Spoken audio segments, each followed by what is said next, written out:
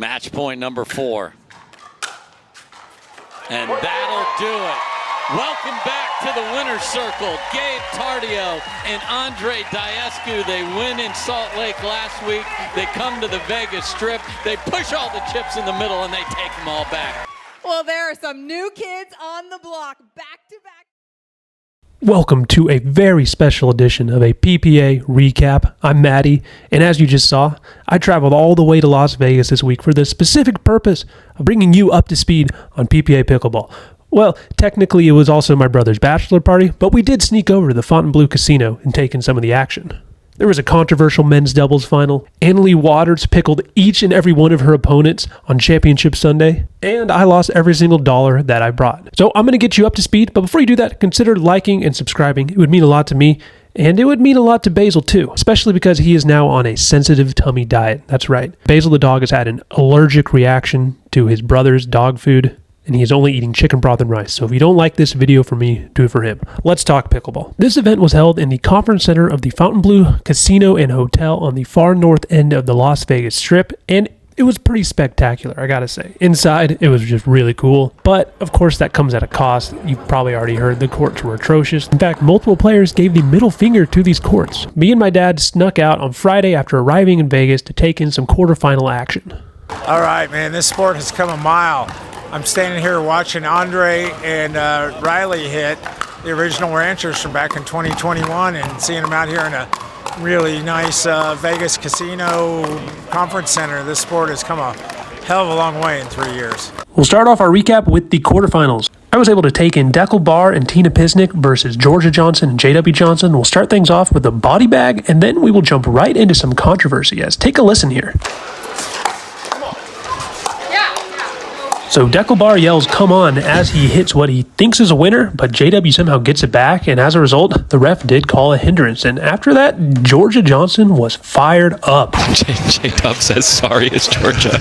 Georgia just rips a come on. So. Georgia is fired up. Yeah. Here we get Georgia Johnson in the transition zone, making some incredible digs, and Tina Pisnik, foot on the line. That is a foot fault. Oh my God. And I'm not sure if it was that hindrance early. Maybe Dekel's serve got under Georgia's skin, but whatever it was just really funny to see her so fired up and JW Johnson just stoic as always. Another thing about these courts, they were awfully tight, especially on grandstand here as Georgia takes Dekel all the way into the net. Several players took out these barriers over the course of the week. And in game 3 at Extra Pickle, JW Johnson is going to step in on the Dekel speed up. Oh boy. Unbelievable.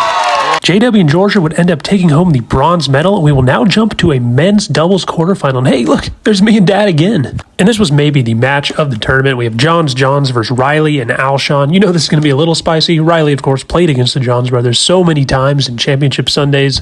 But he's been having a rough 2024. Maybe we're going to see a little bit of a return to form here as unable to make this play. And, you know, he's an entertainer. You got to give him credit for that. The crowd really buys into this. And sure enough, Riley and Alshon are going to take game 1 off of the Johns brothers.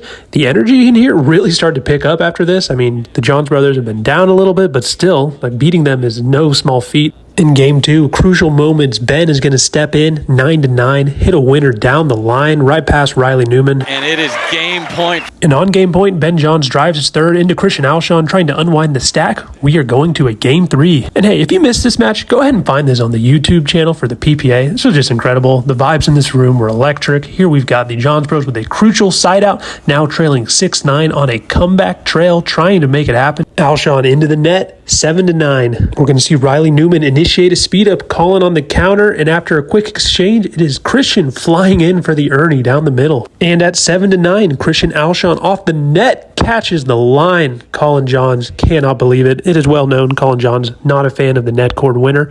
9-7 now Newman and Alshon serving, and oh my gosh, it happens again. Colin's going to be on tilt after that one, and we are at match point. And on the match point, it is Colin Johns flying in, unwinding the stack, hitting the Ernie, leaving the court open, but Alshon unable to take advantage on the second match point. Tell me if you think Riley and Christian had a plan here.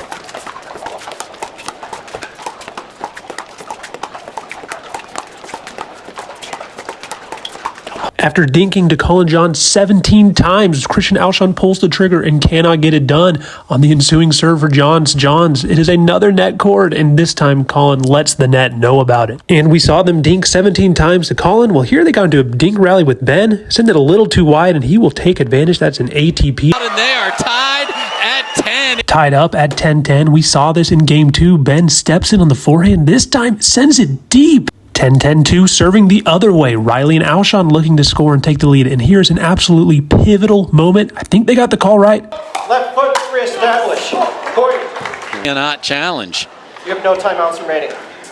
Ben couldn't quite get that other foot down. They had no timeouts. They could not challenge. And on match point number 3. And that'll do it. Alshon and Newman have beaten the Johns brothers. And as soon as this match would final, my dad and I had to sprint to the lobby, get an Uber to make a 7 p.m. dinner reservation at a restaurant fittingly titled. Now, there was a ton of other quarterfinal action. Andrei and Gabe finally took down Dylan and J-Dub. Zane and Dekel took down Hayden and Pablo. Kate Fahey was on another run in women's singles. Paris Todd and Hurricane Tyra Black pickled Ali Phillips and Jeannie Arakina. I'm really only going to go into detail on the matches that I personally saw this week. And if you want a full recap that's going to hit all the matches, make sure to check out the Sorry Not Sorry podcast hosted by Chris Calley. After a night of gambling Saturday, we booked a table from 9 a.m. to 9 p.m. at the Circa Sportsbook in downtown Las Vegas. We watched a ton of college football. I won $200 before losing it all again. And on Sunday, we brought the entire Bachelor Party. Check out the PPA action. Up first was women's doubles, where Annalie Waters and Catherine Parenteau, to no real surprise, cruised to a victory. They got a pickle in game 1. This would be the first many pickles Annalie Waters would see on the day. Here in game 2, there was a bit of a scary moment for Hurricane Tyra Black. After a lob, Catherine Parenteau is going to send her out wide, and her foot actually gets stuck underneath the video board. Play would resume after a brief medical timeout, and ultimately that was probably the most dramatic thing that happened in this match. However, it did take 5 championship points for Annalie and Catherine to close this one out, which they eventually did. And that'll do it. Greatness personified. Up next, men's singles, and take a look at this guy. He got blasted by the smoke machine, but we had Dylan Frazier versus Federico Staksrud. Dad, who's winning this match? I think Federico is going to take him. Straight games? Straight. All right. Okay, well, let's see if the old man knows his ball or not. Here, Federico's going to rip a few forehands. Dylan's just barely going to get down the backhand before hitting a winner. We get an instant replay from Maddie Cam.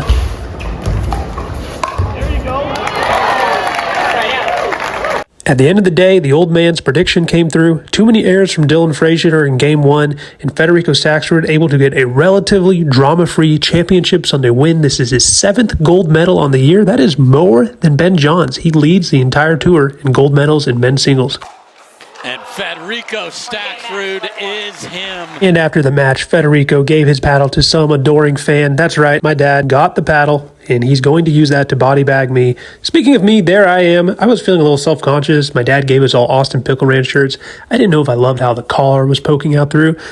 Let me know in the comments, is this a good fit? Did I rock this or not? Up next was women's singles, where Annalie Waters would record her 2nd pickle of the day. She would get an 11-0 Game 1 victory over Kate Fahey, but Kate Fahey made her earn it, making her run all over the court here. We're going to get another similar rally, which is covering lots of ground. This is a really fun match. As far as pickles go, it was actually pretty competitive, maybe. There was one dramatic moment in Game 2 we're going to get to here in a second. It's going to be a similar rally where there's just lots of running, and at the end of it, Annalie Waters is going to take one awkward step, looks like maybe a little ankle roll. She finished the match, and she was able to finish her other match in the day later, so just something to keep an eye on going forward. Wow. What happened? Just catching and then... Oh, it was Yeah, a the right. slip and tweak. Yeah. Fahey actually briefly took a lead in Game 2 after this injury, but ultimately, Annalie Waters just too good, too much. Up next was men's doubles, which, as you can see here, we were especially looking forward to. So if you go back and rewatch this match and you hear somebody cheering after every body bag, that was the Bachelor himself. And there were a lot of body bags, actually a lot. The only thing there were more of was maybe questionable serves. His first volleys from Gabe and Andrei are going to be. Left leg. Question whether the contact is made above the waist. Reserve. These were called replays. The ref was unsure if it was a service fault. Andrei Daescu. Question whether the paddle head is above. So after Zane and Dekel dropped the first game, they had a big lead in the second game when all of a sudden this just kept happening over and over again. So here's the serve that was called. And guys, I don't have to tell you, this serve is legal. That is a legal serve. This is kind of weird, but his shirt comes up. We can see his belly button. The belly button is very important in pro pickleball serves because that is the waist, and you have to serve below your waist. We'll now take a quick break from zooming in on Dekel's belly button to take a look at a body bag on Zane. And I think it really became apparent that this was affecting Dekel. You can't just have serves constantly call the replay and expect it not to kind of impact you a little bit. And we're basically just going to alternate between body bags and illegal serve calls. Wow. I mean, there's no interest in that being in the court. None. You don't want to get hit, get out of the way. Dekel bar. So he's going to have a hands on his hips conversation. Here. So again, nothing to challenge because it was a replay. It was not a fault, but this is close again, but I think it's good, right? I mean, right? It's obviously very close. Right. I still think okay. Game point. So it was only fitting that Dekel and Zane would take Game 2 on a missed return with no replay. Game 3 would prove to be the most crucial of all the games, and Question whether the paddle head was above the wrist. what do you know? Gabe Tardio gets called on his serve. Go figure. Dekel and Zane off to a 4-0 lead. Andrei Daescu is going to tag the big man. That is big man on big man violence. But credit to Andrei, he spread the love around. So here we are on Championship Sunday, Game 3, 6-6, and there is a game within the game of figuring out what the hell is a legal serve. I didn't even know what was going on, and I watched a lot of pro pickleball. I was trying to explain this to the Bachelor Party boys, how this was not a fault or replay, and I was struggling to come up with a good explanation. It's just not a good rule. It is so hard to enforce. Purpose fault. And just like that, we had an actual fault, not just a replay. It was immediately challenged by Dekel and Zane. Let's see how it went. After video review, the referee's fault call is overturned. There was no fault on the serve. We'll replay the rally. And on the very next rally, after having a little bit of fun, it's safe to say Dekel was pretty fired up. Oh, dear. Let's stay on this. Watch this. Leading 8-6, and Dekel's going to lay up on the serve. Maybe a little change up there, and Zane is going to catch another bag. 7-9, Gabe and Andrei trying to come back. Another bag on Zane. At 9-9, we're going to see Gabe Tardio just show why he might just be one of the best players in professional pickleball right now. Incredible saves there, keeping the ball alive. They're going to work their way back up to the kitchen. You can see Gabe trying to get active. Even from that right side, he wants to be aggressive. Zane's been traumatized. He's been bagged enough. He dodges that one, but it stays in by about 2 feet.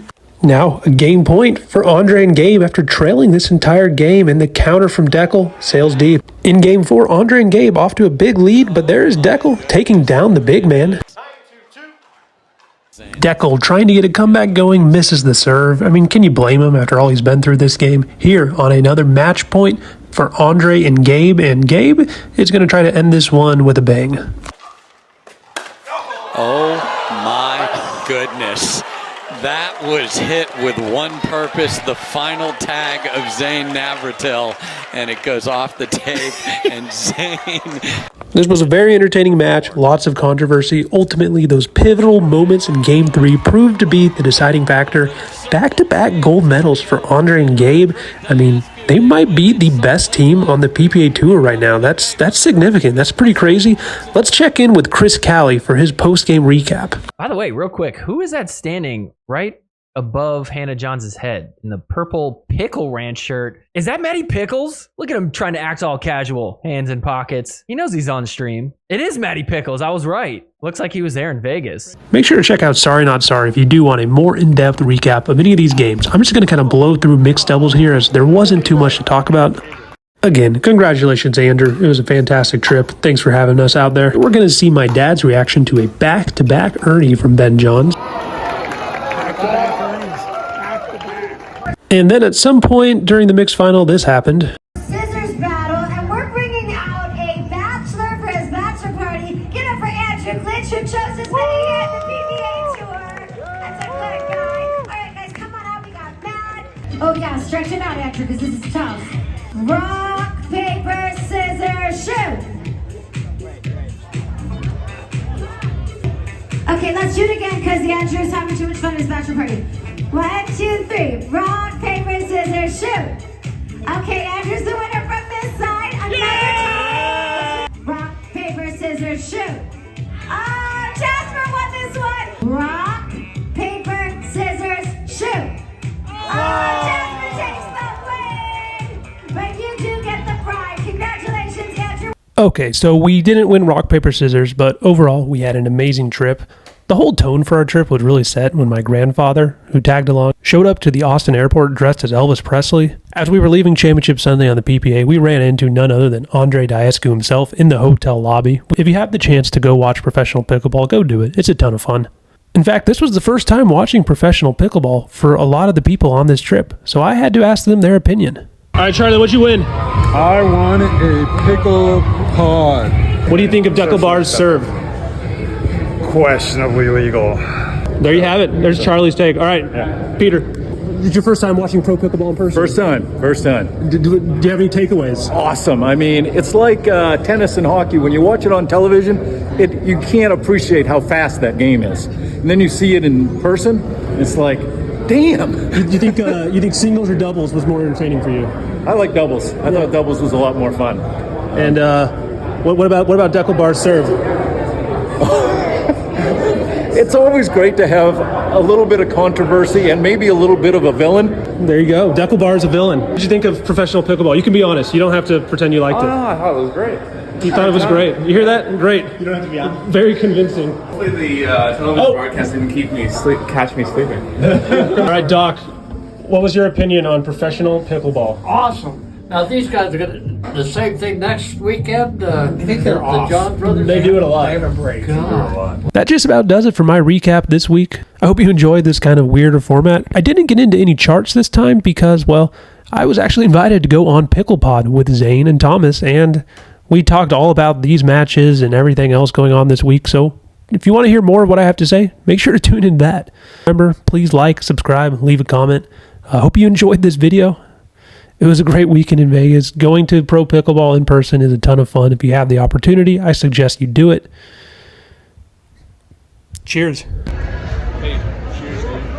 Cheers.